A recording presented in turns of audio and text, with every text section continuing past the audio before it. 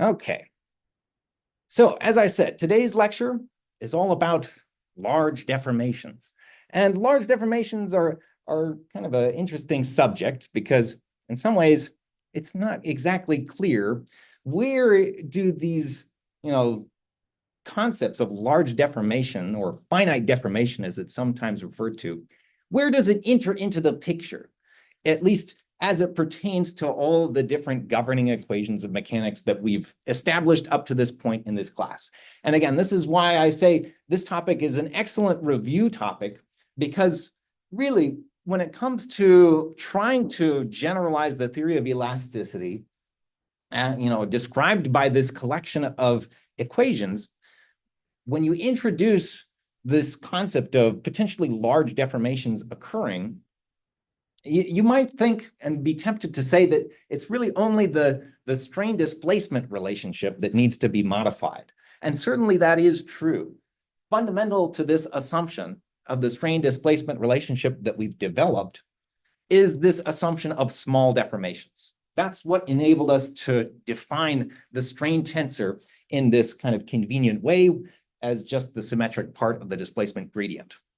If we, however, relax that constraint and say now displacements in this kind of deforming structure could become large, it no longer remains valid to use this particular definition for the strain tensor, and we need to come up with something else. So certainly that needs to change. But the question remains, what about these other kinds of components in our overall description of mechanics generally? Do we need to make modifications to these?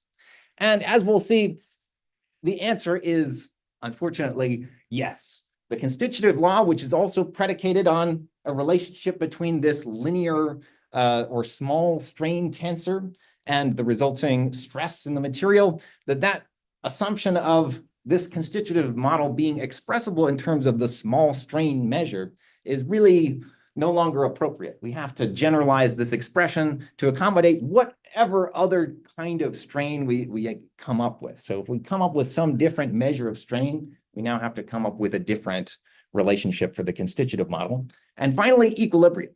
How we actually pose this statement of force equilibrium is really the thing that we need to, revise as well. Because as I said, when we were doing buckling analysis posed equilibrium not with respect to the initial or undeformed configuration of the body, but rather it formulated equilibrium with respect to the deformed configuration of the body. And fundamentally, we've done all of our developments up to this point kind of assuming that really we haven't been specific about which configuration we were taking equilibrium with respect to. So we have to come back and we revisit this at least and make sure that we're doing things appropriately, or at least being specific about which configuration that we're defining for, coming up with these equilibrium relations. So all of these things need to be, at least revisited, revised, and potentially updated to accommodate this relaxed assumption that maybe the structure could undergo large deformations. Okay, so in order to do that, we'll cover kind of a few review items, hopefully things that you remember, but just to kind of refresh your memory, the idea here is this.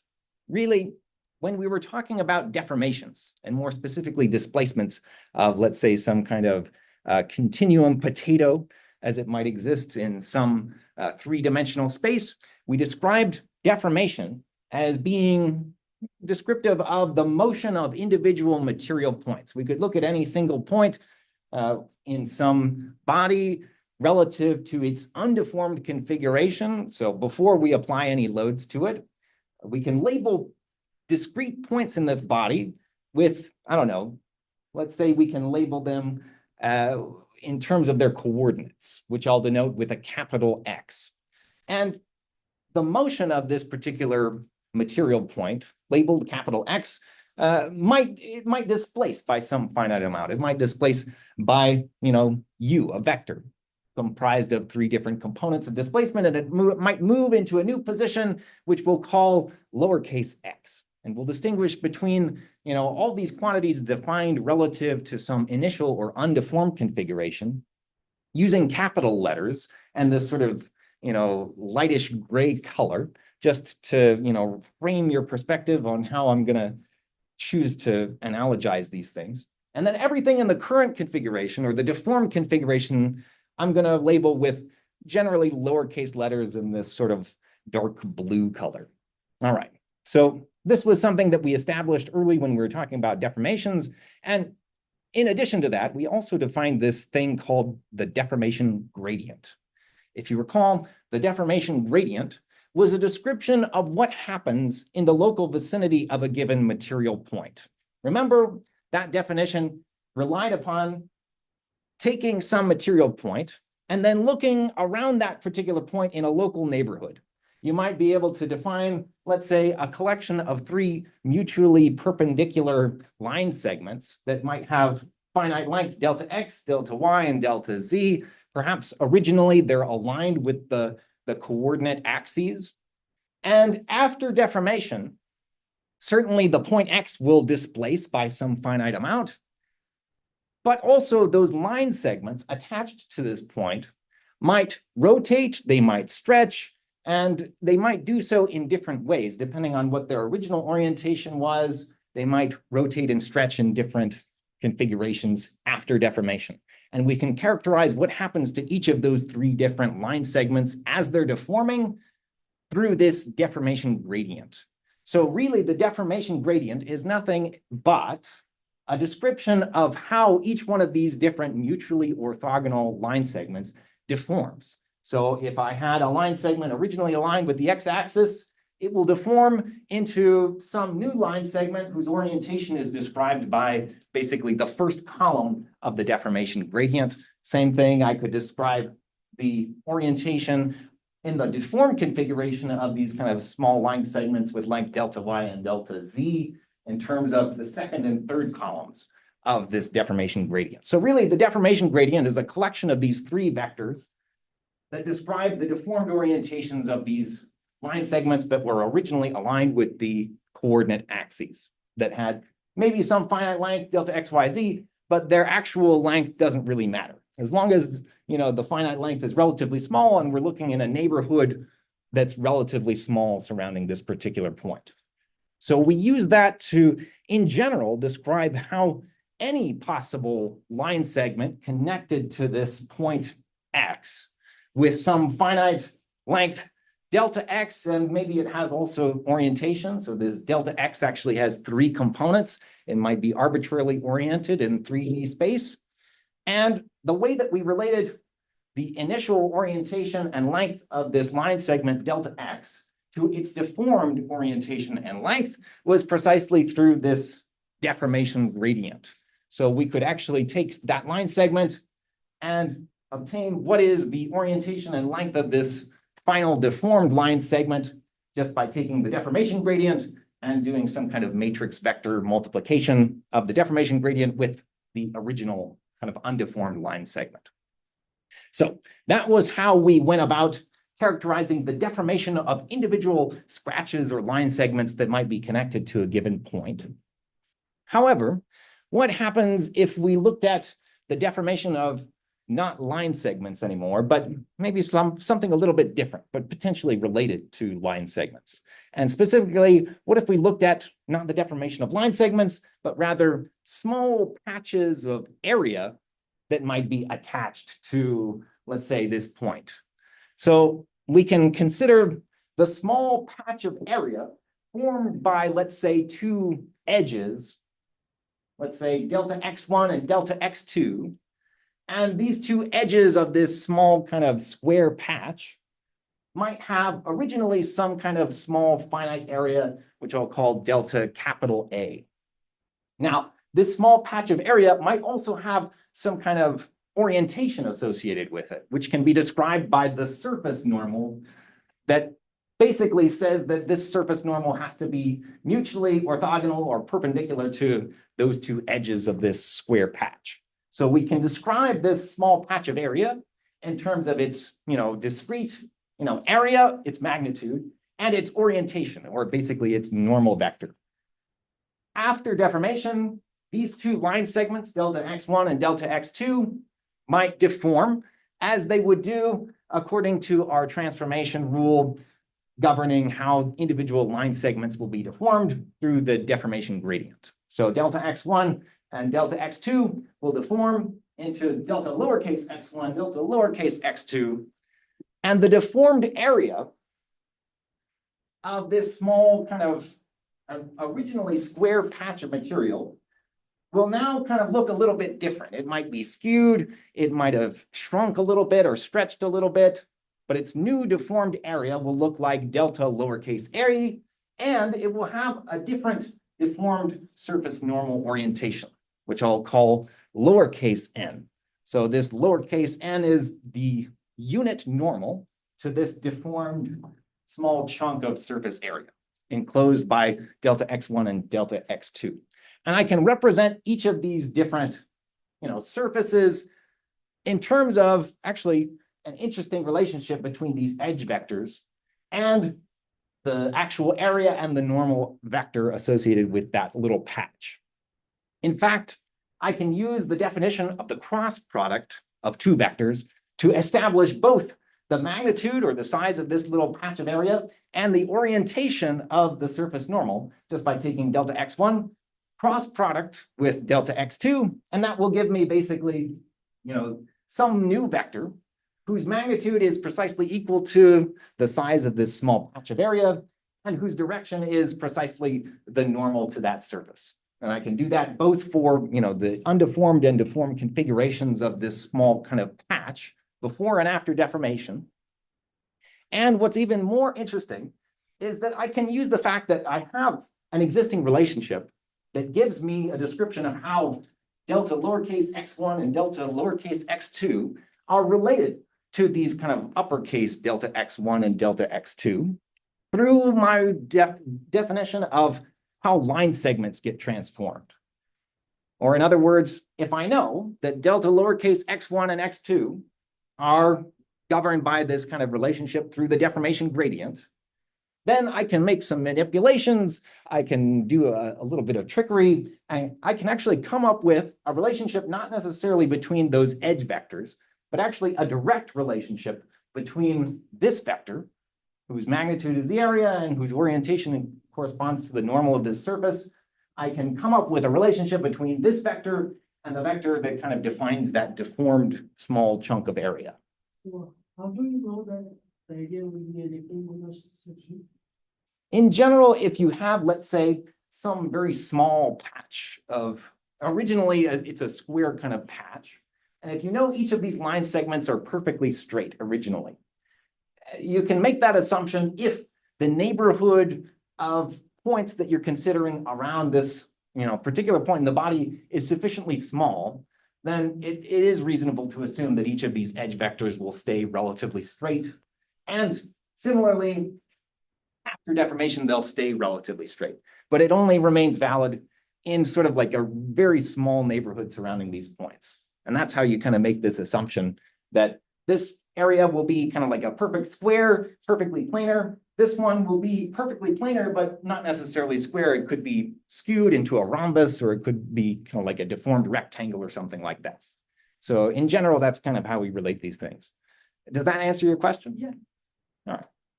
So in general, we can compose all these different concepts together of how do we relate deformed line segments to actually come up with a relationship that directly relates the deformed normal and area in the undeformed configuration of this patch to the deformed normal and area of this kind of deformed patch. And it's actually defined through a slightly different looking relationship, but nonetheless through a relationship that kind of looks like some matrix times the vector that corresponds to the normal and deformed area vector formed through this cross product.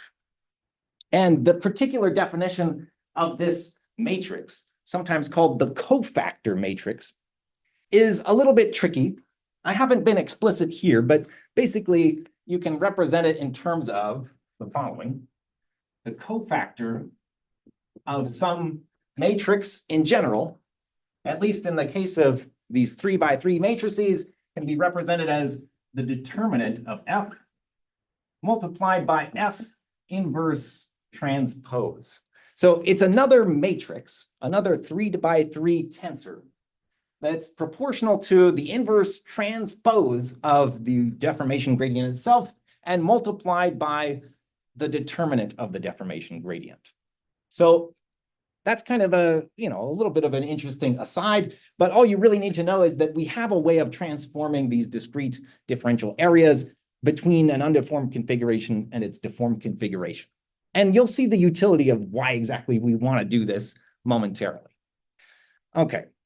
The last thing that we can do is we can also come up with some relationship between small little chunks of volume in, let's say, some reference or original undeformed configuration, spanned by basically the edges of some initial cube, whose edges might be aligned with these three vectors, delta x1, x2, and x3.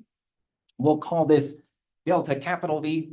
And that volume enclosed by these three vectors can be computed through the scalar triple product. One way to think of this operation is to actually do first this computation of taking the cross product between x1 and x2 in order to form the area of this kind of bottom face of the cube. And it'll also give me the orientation of that surface of this bottom face. And if I take the dot product of that resulting kind of oriented area with this kind of x3 direction, I'll actually get kind of an extrusion of that face, proportional to the height or the length of this x3 direction. So it's kind of like I'm taking this area and then multiplying by the height in order to come up with the total volume enclosed by this set of three vectors, basically. And I can do that operation regardless of whether those three vectors are perfectly or mutually perpendicular. I can do it in the undeformed configuration, and I can do it in the deformed configuration to come up with, some description of the undeformed volume of this cube, and now the deformed volume of, in general, it's no longer a cube. It might be some parallelepiped. So the individual edges of this, deformed like three-dimensional rhomboid kind of shape are no longer perfectly mutually orthogonal to each other. They might be kind of skewed, they might be stretched, and a few different things. And again, I can relate some kind of expression that says what exactly is the transformation between this undeformed volume of this cube and the deformed volume of this parallelepiped. I can do that through this definition here that basically says that there's some kind of scaling that happens that's proportional to, in fact, the determinant of the deformation gradient. We actually came up with this expression earlier when we were defining volumetric strain. And properly, the way to transform these small differential volumes after deformation is through this scaling that depends on the determinant of the deformation gradient. Okay, so now we've established all these different relationships between these quantities that might represent how different line segments, differential areas, or chunks of volume are transformed between some undeformed configuration and some deformed configuration. Now, how is that actually practically useful? Well, to understand that, we have to maybe take a step back and remember how we went about defining equilibrium and how we went about defining, in particular, concepts of stress, and more specifically, tractions, surface tractions, or force per unit of area. Remember how we went about that. We took some, continuum potato, we sliced it in half, and on the exposed sliced half of this continuum of potato, we could look at some particular point in its undeformed configuration. And we could also look at, relative to this point, what's the small patch of area surrounding this, point on this cut surface interior to the body. And that small patch of area might have a finite size of delta A. It might have some kind of orientation represented by capital N. And if we were being consistent about how this continuum potato underwent some deformation process, we could look at not just what is this small patch of area in the undeformed configuration after we've made this cut, but what does this patch of area look like after maybe some deformation has occurred and after we've applied some external loading to the body. Again, this is kind of a fictitious cut that we've made through our continuum potato, It's not an actual cut, but it's useful for understanding if we had made this cut, what would be the resulting forces that would have to act across this cut at this particular point. And we could define, again, this cut either with respect to the deformed or undeformed configurations of the body. So we have to be a little bit precise now about how we're choosing to do this classical method of sections, rather than, cutting through the body and saying we want to look at what are the forces that act across that cut. We have to be careful because, are we looking at a cut through the body in its undeformed configuration or its deformed configuration? But in either case, we can come up with some expression for, the resulting patch of area and the resulting surface normal, but it'll be different. Nonetheless, the deformed and undeformed surface area and normal will nonetheless be related to each other through kind of that transformation relationship that we established just a moment ago. Now you kind of see the utility. Now we understand that we can relate, this patch of area and its surface normal to what it looked like before the deformation occurred, and it depends precisely on, the deformation gradient, or more specifically through the cofactor of the deformation gradient. Okay, so now we have some alternative descriptions of how we should go about doing this method of sections concept. Now we can go about defining traction. And remember what the definition of traction was way back in the analysis of stress, chapter 1. Hence why I think this is a great review topic. We're going back, we're revisiting all of these things that you probably, vaguely remember from many weeks ago. But remember what we used to define traction. Traction was simply this definition of a force per unit of surface area, right? We could take some maybe small chunk of force, delta F, that acts on this discrete chunk of area. And we could look at what is not necessarily the magnitude of this force, because it's going to be kind of proportional to however big this, small chunk of area is. We'd like to normalize it by the area over which that force acts. And we can do that simply by taking this chunk of force, delta F, and dividing through by the magnitude of this area over which it acts. When we do that, however, again, we have to be careful. Are we defining this force per unit of area in terms of the undeformed area of this kind of small patch, or in terms of the deformed area of this patch after the body has deformed under whatever applied loads?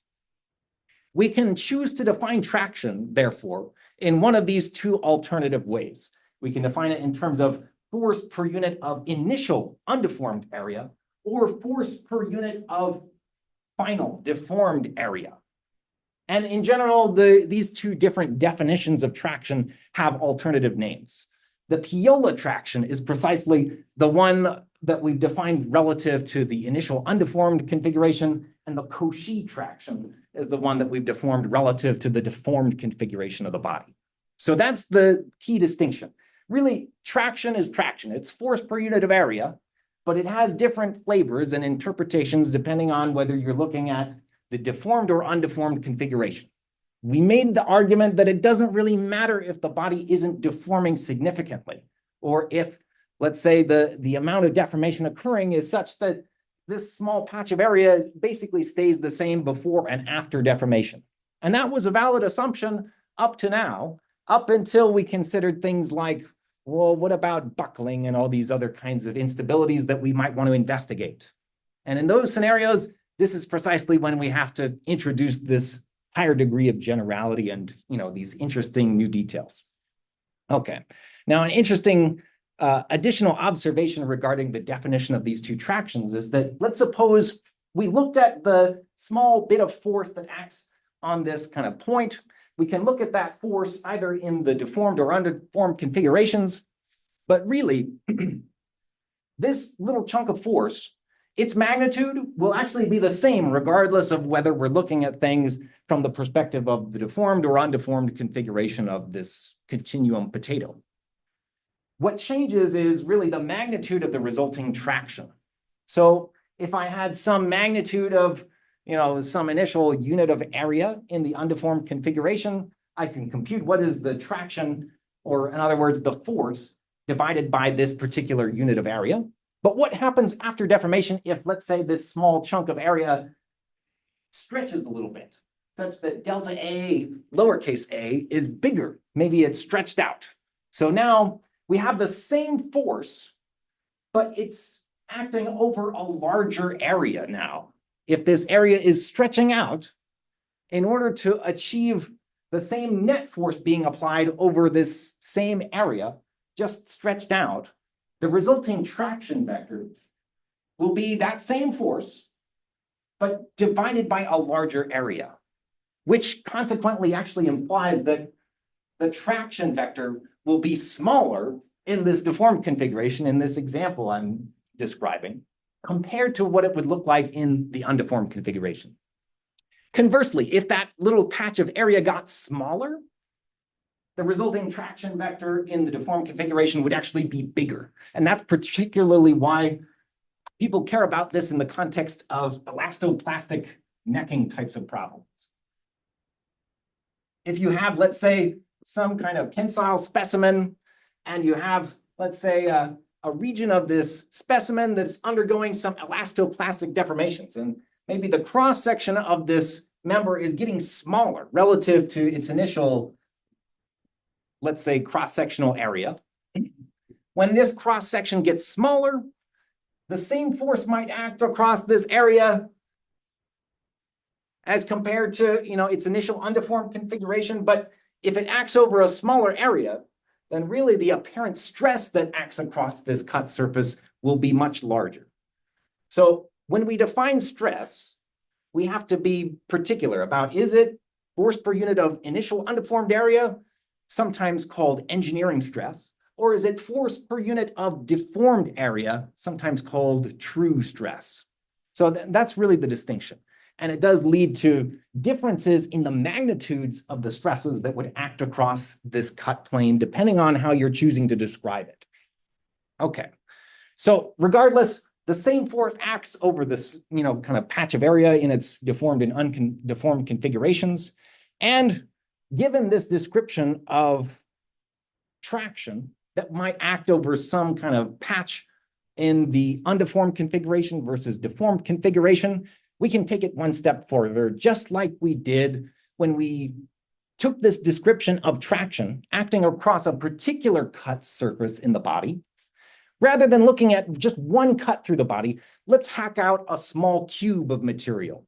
So we could do this either with respect to the undeformed configuration of this continuum potato, or we could go to the deformed version of it and hack out a similar looking cube. In either case, we could look at what are the stresses that would act on all different faces of this cube in either the undeformed kind of version of it or the deformed version of it. In either case, we'll get different descriptions of the resulting traction that act on each of these different cut faces of these two cubes. Let's start with the deformed configuration. In the deformed configuration, we can look at what's the traction that acts on, let's say, the front faces of this cube.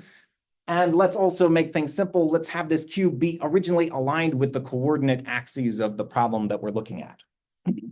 If we do that, we can assemble all these different traction vectors, 3 of them in total, and we can look at all their different components with 3 components per traction vector. So 3 by 3 sets of stress components or tractions allows us to define some 3 by 3 matrix or tensor describing the complete state of stress that would act on this block, all different faces of this block. Recalling also that we could also look at what are the tractions acting on the back faces of this cube, but by equilibrium, we have to rationalize that whatever traction acts on this front face, it actually has to be equal but opposite on the back face of this cube. So we could describe it in terms of all the different tractions acting on all the different 6 faces, or we could just say, well, there's equilibrium, so we can just look at where the tractions acting on the front faces and just assume that they're in equilibrium with the tractions on the back faces. So we can take all these different components of stress, we can organize them into this description of a stress tensor, which is really just a collection of these 3 vectors organized in this format. And that's kind of how we classically defined stress, right? Stress was this assemblage of all these different traction components We could do it in this 3x3 array. And in the particular case where we were looking at, let's say, stress defined relative to the deformed or current configuration of the body, we also noticed something interesting. Not only do the tractions have to balance on the front and back faces of the cube, all three front and back faces, but also in order to satisfy moment equilibrium, we have this additional condition that the off-diagonal components of the stress tensor had to balance with each other. That was a fundamental requirement of moment equilibrium. And it meant that the resulting stress tensor was symmetric. All the off-diagonal components had to be kind of entry-wise equal to one another, reflected about the diagonal. All right, now this description of the stress tensor, as originally developed by Cauchy, is classically given the name the Cauchy stress tensor. And it has all the interpretations as we previously discussed, and the resulting relationship between the surface traction that might act on any one of these faces or any arbitrary face whose orientation might be described by some arbitrarily chosen normal, lowercase n, defined relative to the deformed configuration of the body. We established this relationship between the stress tensor's components and the resulting traction that acts on some particular surface with unit normal n through Cauchy's stress theorem. That was how we related stress components to surface tractions, where the surface was described with the surface normal. All right, all of that stays the same. All of that is consistent with everything that we've developed up to this point, but it only remains valid for describing states of stress as they exist in the current or deformed state of the body. Now, we could alternatively choose to describe stress, not in terms of the stresses that act on these surfaces relative to the deformed configuration of the body. We could actually go and look at what are the states of stress described through surface tractions on the undeformed configuration of this body. A similar cube, a similar exercise. And we can similarly come up with a set of all these different traction components, but they have a different interpretation now. They're not force per unit of deformed area, they're force per unit of undeformed surface area. And we could take all those different components of traction, do a similar thing, organize them into this 3x3 array, and call it a stress tensor as well. Equally valid. And really, as long as we're being consistent and precise about what we mean by stress, whether it's per unit of deformed or undeformed area, this is an equally valid description of stress as compared to the Cauchy or the classical stress tensor. We could also come up with some relationship between the resulting surface normal, but in this case, a surface whose normal is defined relative to the undeformed configuration of that surface. We could come up with a relationship between the components of this stress tensor, sometimes called the first Piola-Kirchhoff stress tensor. It's a very specific type of, very specific, and it even has like a first. You'll see later there's a second one too. But the first Piola-Kirchhoff stress tensor is precisely defined through this relationship. It's the tractions that act on some unit cube whose faces are kind of aligned with the coordinate directions and which have interpretation as force per unit of undeformed area. Now, the interesting thing here, we can go through the Cauchy stress theorem. We can come up with what is the resulting traction that acts as a force per unit of undeformed area, how that relates to the corresponding surface normal, how that relates to what is the traction that acts on this particular surface whose normal is capital N. We can relate that to the resulting components of this first Piola-Kirchhoff stress tensor. The thing I want to point out, however, unlike the Cauchy stress tensor, we cannot necessarily impose the same constraint that the Piola-Kirchhoff stress tensor is symmetric. This is kind of a subtlety. But basically, and I won't go into the details of why precisely this is, but really, if you're taking equilibrium, moment equilibrium in particular, it really only makes sense to do this in the current or deformed configuration of the body. We could choose to express that particular constraint truly with respect to the deformed configuration, but it doesn't do to enforce that same constraint in the undeformed configuration of the body. It's sort of like these stresses are almost, fictitious, because this deformed state of the body existed before the loads were even applied. So it doesn't really make sense to, refer back to, well, should we enforce moment equilibrium with respect to some kind of like fictitious orientation of the body before it kind of deformed into its current state? So in some ways, that's kind of a consequence of looking at stresses defined relative to this undeformed configuration, is that you no longer can enforce moment equilibrium by just supposing that the stress tensor is symmetric. So in general, the first Piola-Kirchhoff stress tensor is not symmetric. The off-diagonal components are not necessarily equal to one another. So that's just a slight subtlety. It's a little bit of a complication, but it is still the case that the Cauchy stress tensor is symmetric. So at least we have that. Now you might well ask, is there some kind of relationship between these different descriptions of these stress tensors, between the Cauchy stress and the first Piola-Kirchhoff stress? Well, indeed there is.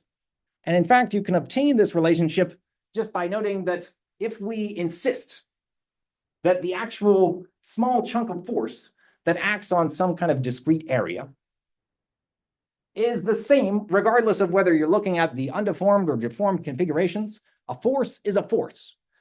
Interpretations of force don't change relative to whether you're looking at the current or, undeformed configurations of the body. So they have to be the same. So the net traction in the undeformed configuration multiplied by that net surface area in the undeformed configuration should give me the same chunk of force that acts over, that same chunk of area, but deformed into the current configuration of the body. So these two things on the left and right-hand sides have to be equal to one another. And we can represent that in terms of traction vectors being equal to one another. Or we can substitute in our relationships, our governing, Cauchy stress theorem to relate the first Piola-Kirchhoff stress to what is the resulting traction that acts on some surface with corresponding normal capital N.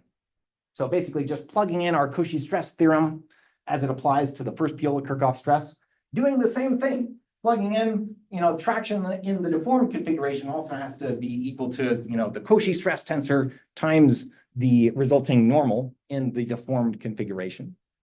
And if we note that, well, these two things are related, the deformed normal and kind of differential area over which, this traction should act, they're related through our previous relationship.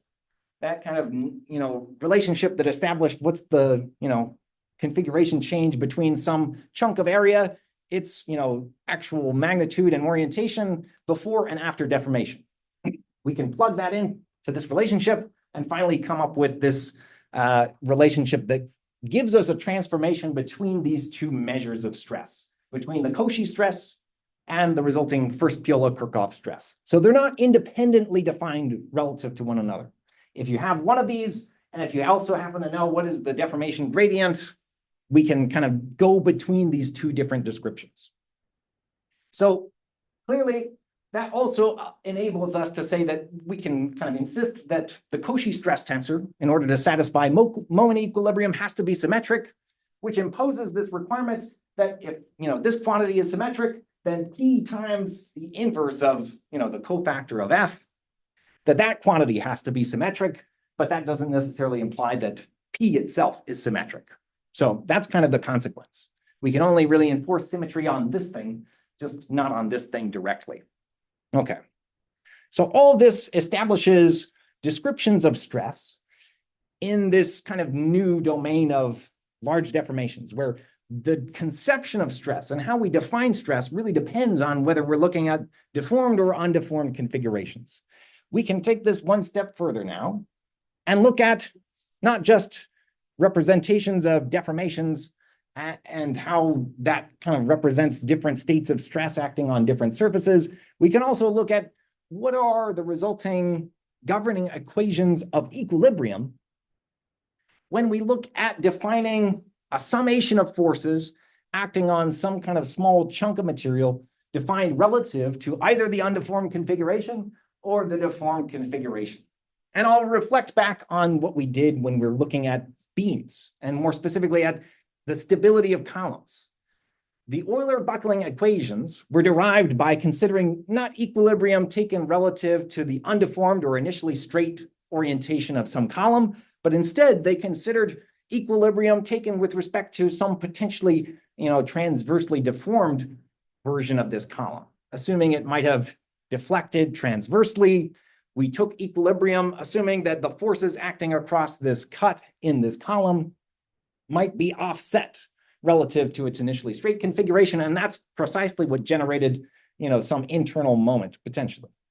So if there was some curvature that resulted from transverse deflection, that resulted in kind of a different description of equilibrium than what we would have gotten if we had just said, let's assume it's perfectly straight and take equilibrium with respect to the undeformed configuration. We could do the same kind of thing, or the same kind of analysis now with respect to, looking at not just beams or columns, but with respect to these sort of chunks of material or small kind of squares of material surrounding individual material points, and come up with an equivalent point-wise description of equilibrium as expressed through some kind of differential equation. So the exercise that we went through when we actually derived the equilibrium equations looked something like looking at some kind of square of material. And I don't know why this got kind of messed up here, but basically, let's say the edges of this, for the sake of simplicity, it's a two-dimensional kind of problem. So let's say, this bottom edge has length delta x, this kind of edge has length delta y. And on the edges of this kind of patch of material, we might have some external tractions acting on the, all the different faces of this cube. And we can represent those tractions, again, through Cauchy's stress theorem as being related to, the stress tensor defined either per unit, as force per unit of initial undeformed surface area or deformed surface area on the exterior of these cubes.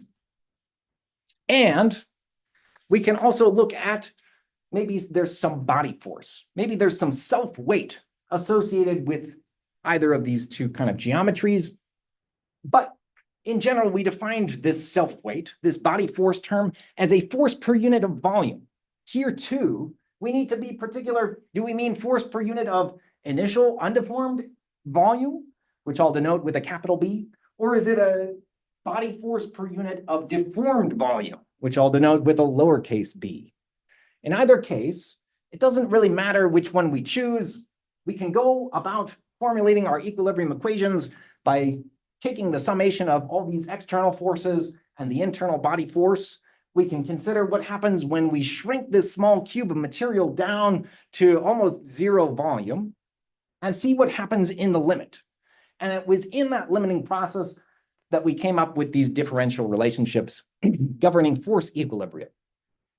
They looked kind of like this. They involved some kind of partial derivatives of the stress tensor plus whatever body force vector is applied at some particular point. All those things have to sum up to zero in order for equilibrium to be satisfied. Now, the small distinction here that we have to make is that, again, these equations look different depending on whether we're taking equilibrium relative to the undeformed version of this, statement of equilibrium or the deformed version of this thing. At the end of the day, though, it's important to emphasize whether you take it with respect to the initial undeformed or the deformed version, it doesn't really matter. At the end of the day, both of these statements are equivalent. Now, that might give you pause, and you might say, well, what was the point of this whole exercise then? Well, if at the end of the day, we could just choose this, and this is perfectly consistent with the equation of equilibrium that we had previously derived, well, isn't that perfectly sufficient? Couldn't we have just said, let's leave equilibrium alone? We could have done that. Yeah, we could have done that. But the thing I wanted to point out here is that really the subtlety in these expressions is how you're taking these partial derivatives. And in particular, when we computed partial derivatives of the stress tensor, we assumed that the stress tensor maybe varied as a function of position, but that position was assumed to be represented in terms of undeformed coordinates or undeformed coordinates of the body itself. So if we had some description of stress that was expressed in terms of those undeformed coordinates, in terms of how it varied spatially, then we might be tempted to say, well, let's just take the partial derivative with respect to those undeformed coordinates. The subtlety here, however, is that if we do choose to, let's say, use this description of equilibrium, a description of equilibrium valid for sum of forces as expressed in the current or deformed version of this body. The resulting partial derivatives are not partial derivatives with respect to the initial or undeformed coordinates of the body. There are derivatives with respect to the deformed coordinates of the body. This is the very subtle distinction here. So it no longer does to assume that the stress varies as a function of initial undeformed coordinates. If you do this, you kind of have to represent stress in terms of the actual current deformed version of the body. So everything really has to be defined relative to this new deformed, reality that we have to live in. We could, transform everything back to the undeformed configuration, in which case these partial derivatives are in fact taken with respect to the initial or undeformed coordinates, but then we have to deal with these things. And then we have to, instead of using the Cauchy stress, we have to plug in the first Piola-Kirchhoff stress here. A little cumbersome. And we also have to plug in, a version of the body force that is measured as body force per unit of initial or undeformed volume. Sometimes this is actually more adequate. It doesn't really make sense to have a body force that changes as the body stretches or, compresses. So usually when you define a body force, it usually is defined as this quantity. It's defined as body force per unit of initial or undeformed volume. And that's kind of evident through the fact that if you take some block of material, if you stretch it out, it certainly got bigger, but it didn't increase in mass. It didn't increase in overall weight. You just stretched it out. You didn't increase its mass or its self-weight. So that's kind of typical, that if you're defining self-weight or you're defining a body force term, it really should be this quantity. So just a little bit of a subtlety there. Okay, so that's equilibrium. Slightly different, but ultimately they all characterize summation of forces, in X, Y, and Z, all three of these different coordinate directions. Okay, so now that we've established equilibrium, let's go back to the subject of deformation. We had come up with this description of deformation in terms of a deformation gradient, a way of mapping how individual line segments deform from their initial undeformed configuration into some possibly rotated and stretched configuration following the application of loads and following some deformation that might occur. So we could take any one of these different individual line segments, delta x1, delta x2. We could figure out how it relates to the deformed lowercase delta x1 and delta x2 through this relationship of how we transform these small discrete line segments. So just take the deformation gradient, do some kind of matrix vector multiplication between deformation gradient and either of these two vectors, and that's how we actually get, the stretched and rotated versions of these kind of deformed small line segments. Okay, now I keep saying that this deformation process experienced by one of these line segments can be characterized kind of like a combination of two things happening almost simultaneously. This particular line segment, before deformation, maybe it has unit length. After deformation, it looks like it's certainly extended by quite a bit. So that particular line segment will stretch out along its axis, let's say, but it will also change orientation. It'll rotate. So two different things happening at the same time. Individual line segments will stretch and they will rotate. And we can choose to represent that transformation of individual line segments in terms of those two operations happening simultaneously as both stretching and rotation through this kind of operation of the deformation gradient times this original vector. Or we can choose to break it down into kind of two stepwise deformations that we can apply in sequence. First rotation and then stretching, or if we like, first stretching and then rotation. And it turns out this is an interesting property that applies to any kind of 3x3 matrix that you like. There's actually a relationship that we can define called the polar decomposition, which basically says that for any matrix, any 3x3 matrix that can be represented as something that looks like a deformation gradient, that should give us a mapping between these line segments in their undeformed configuration and their deformed configuration, that sequence of operations can in fact be decomposed into these two kind of separable processes, rotation or stretching, and those two things happening almost independently of one another. And the order in which you do those operations, can be done in either direction. So we could choose to, let's say, first take, let's say, delta x1, and maybe go through this operation of first stretching it out and then rotating it. To do that, we can basically apply some deformation to this line segment that will result in this line segment stretching out, but not rotating at all. So a pure stretching deformation. And that can be represented in a similar fashion to how we transform individual line segments by the deformation gradient through this kind of matrix vector multiplication. And if there is some kind of pure stretching deformation going on, we could apply that pure stretching deformation, again, just by applying it to these individual line segments to get some new deformed line segment, which is, maintaining the same original orientation that it had, but it'll be stretched out a little bit. Then, after it's already stretched, we can come back and say, let's now apply some rotation. After that, we've kind of like stretched these individual line segments, let's now rotate it into this kind of final configuration. And in the process of rotating it, we maintain the original kind of length of these kind of two line segments after we've applied the stretching. We can go the reverse direction. Instead, we can choose to rotate both of these two vectors, rigidly. So they maintain the same kind of relative, angle of skew between the two. They maintain the same length. They're just rotated rigidly. And then afterwards, we can apply some stretching relative to the axes now in this kind of rotated configuration.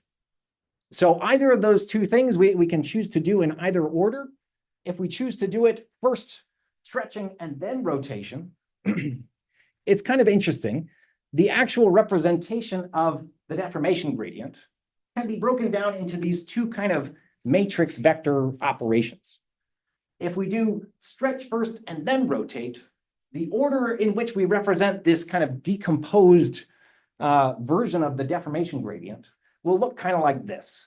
It'll look like F equals some matrix R, a pure rotation matrix, times U, a pure stretching matrix. And it so happens that this U, the stretching matrix, is also inherently symmetric. Anytime you have some matrix that describes pure stretching deformations with no rotation, it effectively characterizes a purely symmetric matrix. So we have some kind of symmetric matrix characterizing pure stretch. We have some kind of rotation matrix, similar to the rotation matrices that we previously considered in this class. And we can apply, first rotation, or we can apply first stretching to some vector through this operation. So U times delta X. And then the subsequent operation is R times this kind of deformed delta X with a hat or something like that. So we can see that we could apply this deformation in this stepwise process, but if we assemble all of these different operations together, the rotation and the stretch operations, that we get back the deformation gradient, which really does characterize, a combination of rotation and stretching happening at the same time. So in general, the deformation gradient is not necessarily symmetric. It's not necessarily, representative of some kind of rotation or pure stretch. It's a little bit of both. And we could do it, again, in terms of rotate stretch or stretch rotate. If we choose to do it this way, an interesting observation is that any rotation matrix is actually invertible in sort of a unique way. The inverse of a given rotation matrix is actually equal to the transpose of that rotation matrix. So if I wanted to, let's say, reverse some rotation, I could take R times V to come up with some rotated vector. And if I wanted to reverse that rotation, I could apply R transpose times that rotated vector to get back to my original kind of unrotated version of that vector. What that means is that if you have, let's say, some kind of term that looks like R transpose times R, so apply a rotation and then reverse that rotation, what it means is that this composition of two operations will give me back the identity tensor, or in other words, I basically do nothing in this operation. Rotate it, but then rotate it back. So just give me the identity tensor. And the fact that this happens gives us an interesting interpretation and observation regarding a quantity like this, F transpose times F, if we can represent the deformation gradient in terms of this kind of sequence of operations, some rotation matrix times a stretching matrix, if we take the transpose of F times F itself, we find that we get U times R transpose R times U again. But this inner R transpose times R, it's two rotations that cancel each other out. So it's just the identity tensor. And what we get at the end of the day is just U times U, or U squared, if you like. And again, just reminding you that this stretching operation, it's a purely symmetric tensor. So I should write U transpose, but U being equal to U transpose means I could just leave that transpose off. All right, we could do the same thing going the other direction, but it's not particularly illustrative. In any case, what I want to point out here is that we can define these deformations. Let's say this F transpose F quantity, which we found was equal to this, square of the stretching tensor. I could choose to plug in one of our previous expressions that we derived for the deformation gradient, this particular expression that says that the deformation gradient is really the identity matrix plus the displacement gradient. And remember what the displacement gradient was. We used the displacement gradient when we were coming up with the description of the strain tensor.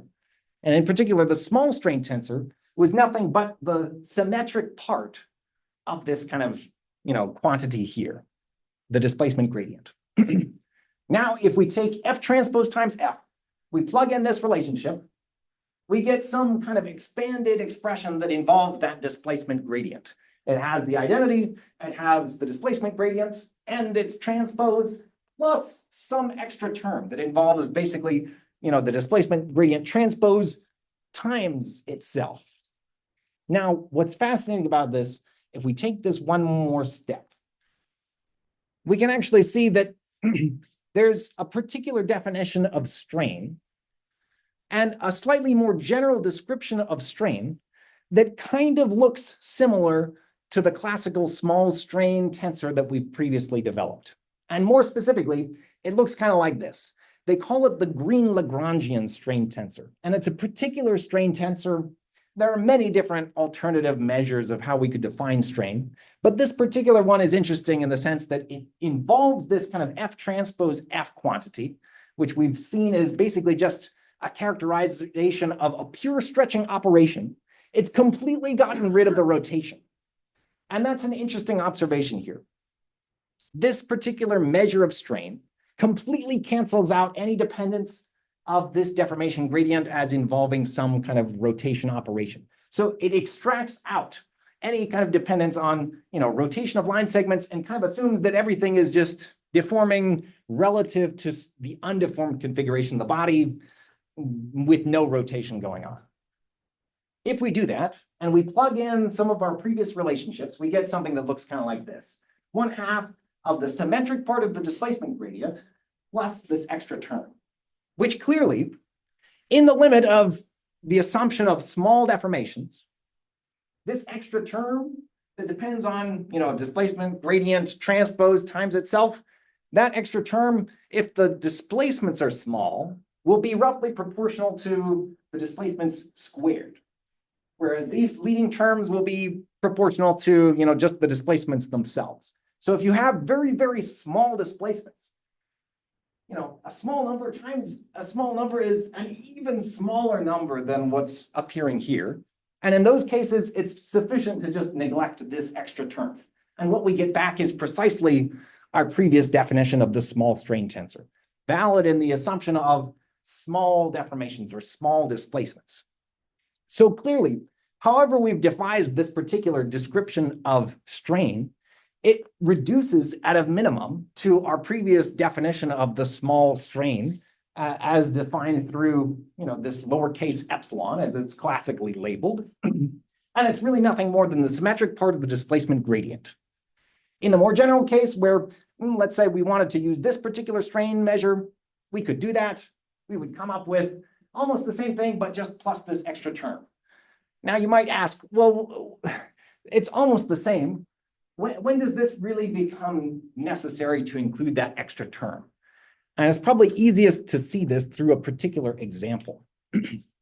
So I'll point to this example that considers some small rotation, let's say in this kind of configuration by an angle theta. So we're trying to represent a pure rigid rotation of some block of material. And we can represent that rotation, again, in terms of some angle that says that any kind of line segment, maybe originally that had length delta uppercase x, will rotate by some amount. And if I can represent this kind of rotation under the assumption that this angle is relatively small, then basically I can choose to represent this deformation as a displacement of this kind of endpoint purely vertically. Similarly, I could choose to represent the displacement of this point purely horizontally, but in the negative kind of negative x direction. So both of these two vectors nominally are supposed to rotate by some angle theta. And if this angle is small, then you can kind of rationalize just by trigonometry that really this kind of, I guess, adjacent leg of this right triangle, after it rotates by a very small angle, that the length of this line segment before and after it kind of deforms is going to be basically the same. So as long as this inner angle is relatively small, then you can kind of consider what's the ratio, or kind of like the, if you like, the hypotenuse divided by the adjacent leg of this right triangle. And you can look at that as being basically proportional to the secant here. So the secant of this angle basically gives us this ratio, which in some ways we can kind of define as sort of like a ratio of stretching. How much does this line segment elongate before and after deformation? So I'll characterize that kind of stretch ratio by this term lambda. It's the ratio of, the deformed length of this leg of this triangle divided by kind of the initial length or the bottom leg of this triangle. So if we do that, and if we go about describing, the actual deformation that occurs in this kind of supposedly a pure rotation setting, we can characterize the resulting displacement gradient, and it'll actually look kind of like this.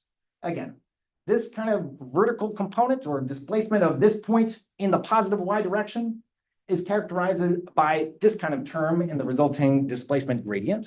And it's actually proportional to tangent of theta. If you think about it, this kind of vertical leg is proportional to delta x times tangent of theta, right? That's kind of like just by trigonometry. We can figure out what is the length of this particular leg of this triangle. So delta x times tangent of theta, but it's the displacement gradient, right? So really it should be delta x times tan theta divided by delta x. So what we get back is just tan theta. Okay. Similarly, this displacement of this particular point in the negative x direction is characterized by negative tan theta.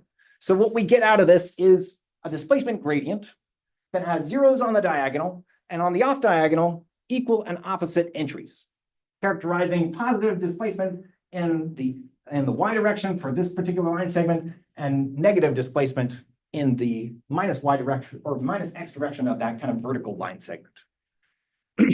Now, if we used our classical definition of the small strain tensor, the small strain tensor was just the symmetric part of the displacement gradient, which basically says, oh, well, there is no symmetric part of this displacement gradient.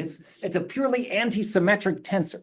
So these two off diagonal terms will just cancel each other out. And according to the small strain tensor, there's no deformation occurring. There's no axial stretching of these members or these kind of legs of this, triangle. And, there's no other kind of shear deformation going on. It's basically a state of zero strain, as we would hope. However, what happens if this rotation angle is not small? What happens if it becomes sufficiently large to the point where it's very clear now that, this deformed leg of this triangle, if this is close to, let's say, 45 degrees, this is going to be closer to like √2 times delta x.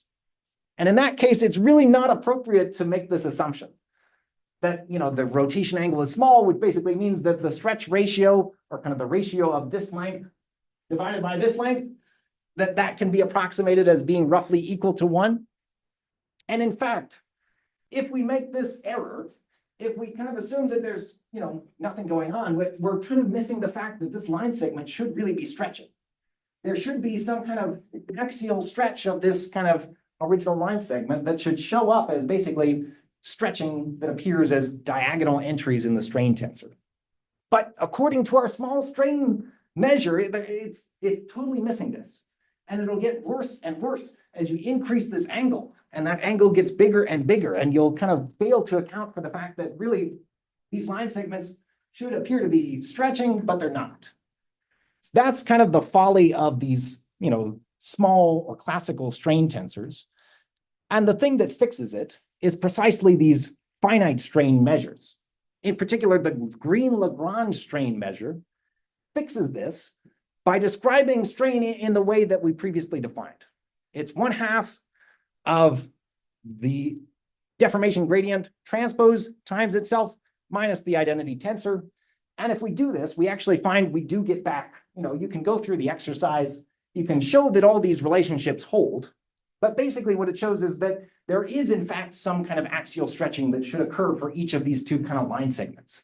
Each of these two edges of this square should be stretching out as you're trying to maybe displace this point vertically up or this point, horizontally backwards, such that you do account for that additional stretching under that rotational motion.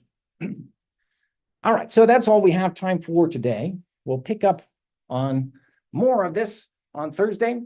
And in the meantime, feel free to come and chat with me at office hours. If you have questions on the project, especially, feel free to schedule, drop in times to come and speak with me if you want to review some of those topics.